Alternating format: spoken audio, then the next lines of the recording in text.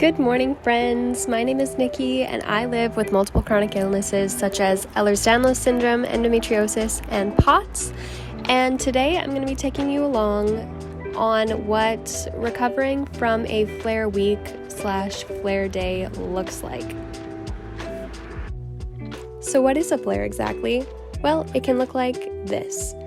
Either I will experience an intensity in symptoms that I already experience, or I will experience more symptoms than I normally would. This flare specifically was brought on by my bioresonance treatments. I do these every 2 weeks, but my practitioner decided to try some new numbers for cervical migraines, and since then I've been experiencing headaches every single day and severe neck pain, but I still needed to go out and get groceries. So for me, it is necessary that I wear braces when needed, and here I'm filling up a water bottle with some BioSteel because of my POTS. I experience dizziness, lightheadedness, high heart rate while I am grocery shopping or just living life in general, and so I always bring water with me. I also always bring my meds with me because I never know when I'm going to be experiencing more nausea than usual.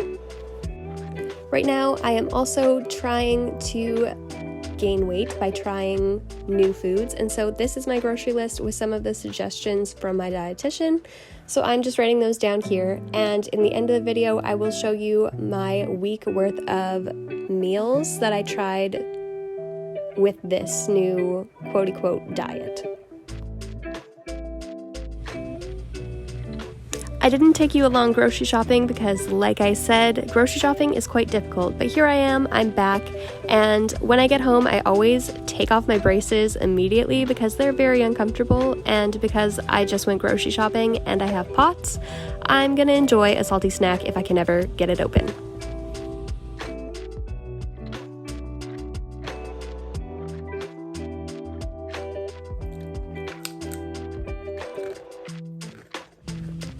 So even though it is Saturday, today I needed to get more work done, and so I plunked myself down in front of the TV. I put on one of my old childhood favorites, which is Lilo and Stitch, and I worked on my computer for a couple of hours. The nice part about being able to work from home is that I get to choose my hours, and I get to choose when I feel like working. So if I'm not feeling well, I don't exactly have to work.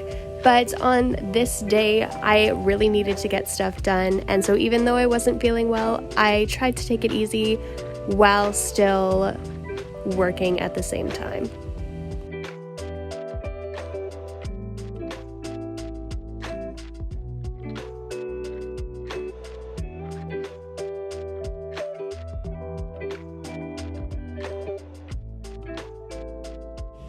Now my neck was starting to hurt, so I decided to lie down for a bit with a heating pad to get some relief.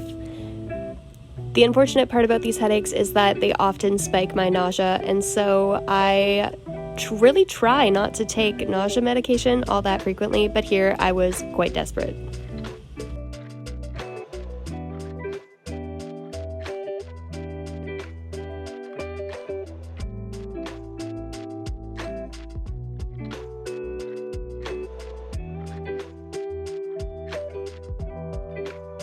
One of my favorite ways to wind down is by taking a shower, and so this is part of my night routine. If you'd like to see an actual night routine, then let me know down in the comments and I will film one for you.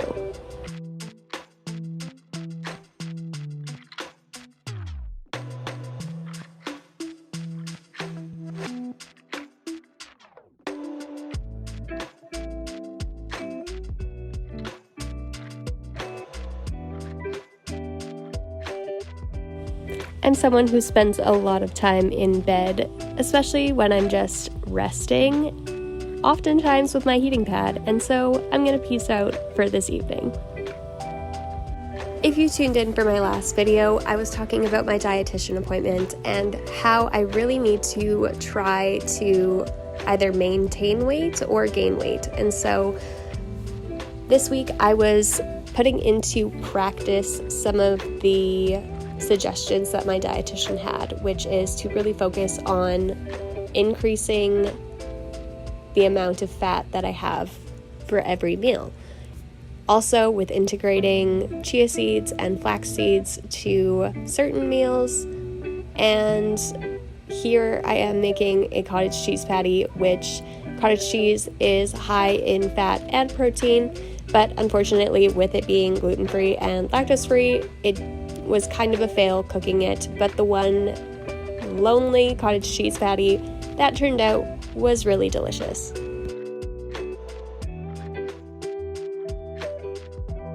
Now, I am no stranger to seeing a dietitian. I've been small my entire life. I've always struggled with gaining weight. I've always struggled with stomach issues. And so here is my disclaimer. My meals and portion sizes are very, very small. And thankfully, my dietitian understands the symptoms that I am facing and how hard I am trying to get in solid meals and how difficult it is for me. So if you're watching this video and you're having similar issues, I would highly encourage you to sit down with a dietitian and get some help. I know that it's really hard to get help because I'm always scared that people just will misunderstand me, but you know what? I've learned that it's worth it, and not everybody is going to understand you or your situation. I know what I'm facing, and I just want to encourage you to get the help that you need. I do not have an eating disorder. I have never struggled with disordered eating, mental health type thoughts. And so if you're watching this video and you're thinking these portion sizes are way too small for someone my age and for someone my size, yes, I understand. So any comments on, well, you should just eat more will not be helpful at this time. Thank you.